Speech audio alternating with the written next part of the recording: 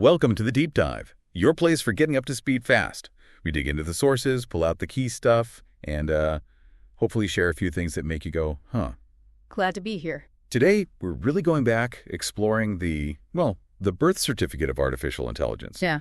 Where it started, how it's changed, and what that whole story means for you, especially if you're learning AI or thinking about a career move. Yeah, and this feels like a good place to wrap up our current focus, doesn't it? We've sort of gone from what even is AI through to building things and even hitting those, tough learning moments. Definitely. So today, circling back feels right. Back to AI's very first summer. A moment that, honestly, changed everything. Okay, so let's get right into it. The term itself, artificial intelligence. Yeah. Where and when did that actually pop up? Right, so it's surprisingly specific. We're talking the summer of 1956, Dartmouth College, probably a bit humid on the U.S. East Coast. Okay. And that was it. That summer workshop proposal was the first time artificial intelligence was formally put down on paper, used as a term. 1956. It feels like ancient history when you think about ChatGPT now. So why big this up? I mean, AI feels so now. Why does looking back matter for someone learning today? That's a great question. Because, AI feels like it exploded maybe in the last 10, 15 years, right? Right. But the roots go way deeper. And I think understanding that history gives you perspective. It helps you kind of relax a bit, maybe. How so? Well, think about it. The stuff that feels hard now, the technical challenges, the moments where you feel completely lost, people were feeling that 70 years ago, too. But they were just sort of intuitively poking around. They didn't even know what AI would look like. It shows that this field has always been about figuring things out as you go. That does put things in perspective. Okay, so this Dartmouth meeting, what was it exactly? Who was there? So it was planned as a summer research workshop, 1956, Dartmouth College.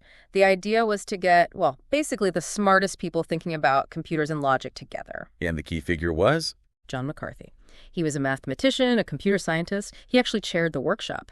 And crucially, it was in his proposal to get funding for this workshop that he used the term artificial intelligence. So what was his big idea? What was he actually proposing they discuss? Oh, it was incredibly bold, almost like romantic considering the time. Oh, McCarthy basically put forward this core idea, this assumption that every part of learning, or really any other aspect of intelligence, could, in theory, be described so precisely that you could get a machine to simulate it. Wow, in 1956. That's ambitious. Totally. Computers back then were these giant room-filling things with barely any power compared to, your phone. It was a huge leap of faith. Who else was part of this visionary group? You said it was the brightest minds. Yeah, it really was a stellar lineup. Besides McCarthy, you had Marvin Minsky. He went on to co-found the AI lab at MIT, a huge deal. Right. Then there was Claude Shannon. People usually know him as the father of information theory. His work is foundational to, everything digital. Right. And Herbert Simon, Yeah. a giant in cognitive psychology, even won a Nobel Prize later.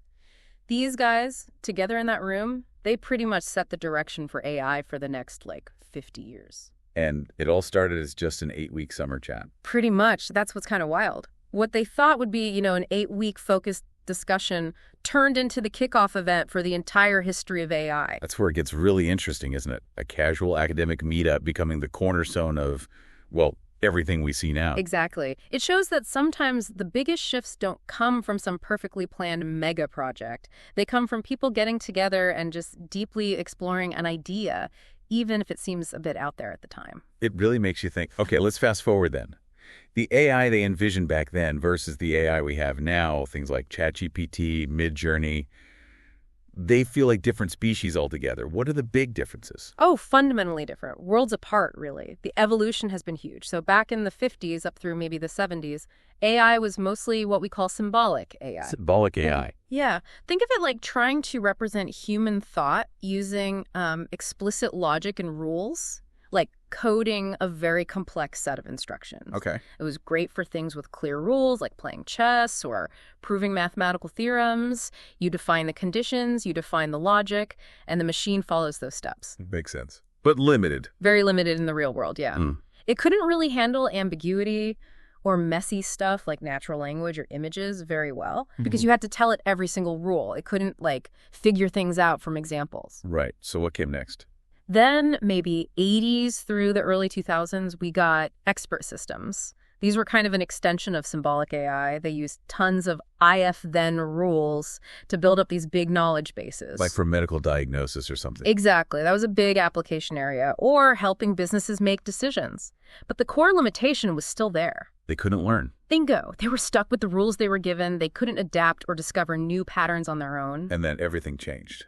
Pretty much. Around, say, post-2010, we really entered the era of deep learning. And that's the game changer. This is the era of learning AI. Okay, so what's different about deep learning? Instead of programmers writing explicit rules, deep learning uses these things called neural networks, which are kind of inspired by the brain. They learn complex patterns and hierarchies directly from massive amounts of data. So they figure out the rules themselves from the data. Exactly. They learn the features, the connections, the nuances, things that would be impossible for a human to code rule by rule.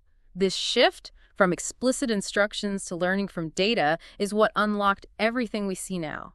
Like the language models and image generators. Precisely. Large language models like ChatGPT, they learn language from reading, well, basically the entire internet. Image AI like Midjourney learns what things look like from millions of pictures. Music AI like Suno learns patterns in music. So it's gone from logic puzzles to actual creativity. In a way, yes. Early AI was brilliant at chess, but it couldn't write a poem or paint a picture. Today's AI can do those things. But remember that timeline. 70 years. Almost 70 years. From that chat at Dartmouth in '56 to AI being something millions of people use every day, it wasn't overnight. That really puts it in perspective. So bringing it back to our listeners, what's the big takeaway from this history lesson for someone who's, trying to learn Python right now or figure out how to train their first model? I think the biggest takeaway is this. All the really huge innovations, the world-changing stuff, it often starts with a few people talking about ideas that probably sound, well, a bit nuts at the time. Like machines thinking back in the 50s. Exactly. Those folks at Dartmouth just batting around the idea. Could a machine think? They kicked off this revolution that's still unfolding decades later. So the message is, don't be intimidated. Absolutely. Don't feel like you need to understand everything perfectly right away. If you're just starting with coding or you're stuck on a machine learning concept or you can't quite grasp loss functions yet, that's okay. The entire history of AI is a story of people figuring things out as they went along. Thinking while doing, making mistakes, correcting course. It's iterative. And that applies to learning it, too. Totally. And the really empowering part is realizing that, each of us learning and building now, we are the ones walking into the future. We're part of that ongoing story. And as we wrap up this particular deep dive, and maybe this arc of our AI discussions for now, I just want to reflect on that journey we've sort of taken together. From the basics to the tools to the career thoughts. Yeah, it's been quite a path. And I know learning AI isn't easy. It's complex. It changes fast. It can be frustrating. But, if you're still listening, if you've stuck with it, that means you're persisting.